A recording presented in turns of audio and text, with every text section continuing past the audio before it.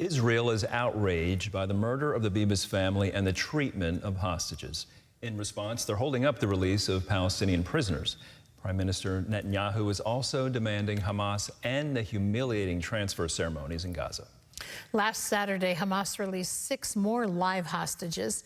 Now negotiators are hoping to extend phase 1 of the ceasefire to get more hostages out immediately. CBN's Julie Stahl has that story. Israel put the release of some 600 Palestinian prisoners on hold to protest Hamas's brutal murders of hostage Shiri Bibas and her children, Ariel and Kfir, whose bodies were returned last week. Israel is also protesting the terror group's humiliation of hostages at staged handover ceremonies in Gaza. The latest outrage is a Hamas propaganda video showing 2 hostages who were brought to Saturday's release of 6 other hostages, but then were taken back into captivity. In the Knesset, Prime Minister Benjamin Netanyahu held up photos of the slain Bibases and asked Israeli lawmakers to never forget.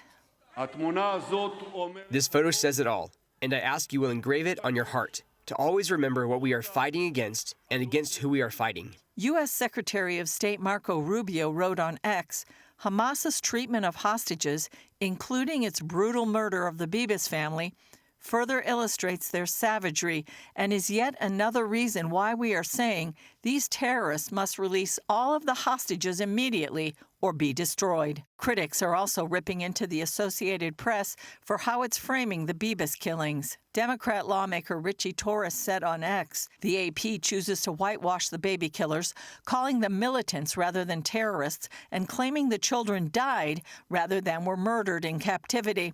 Disgraceful. Republican Senator Mike Lee wrote, Hamas murdered these hostages. They didn't just die in captivity, as if by natural causes. Why does AP want to sugarcoat this? President Trump weighed in after the latest freeing of 6 more hostages this past weekend.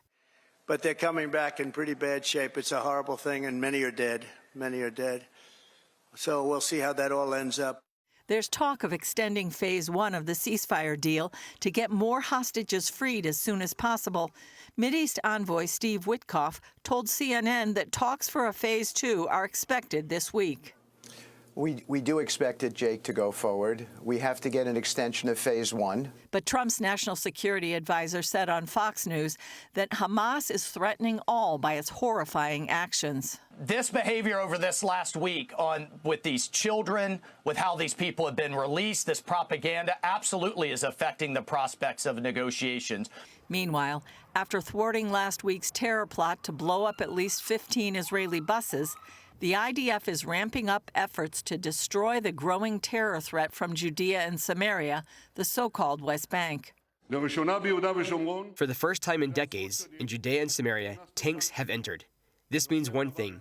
We fight terrorism by all means and everywhere. On another front, Israeli military jets flew over the funeral of former Hezbollah leader Hassan Nasrallah in Beirut. The same day, the IDF also released video of the massive Israeli airstrike that killed Nasrallah back in September. Julie Stahl, CBN News, Jerusalem.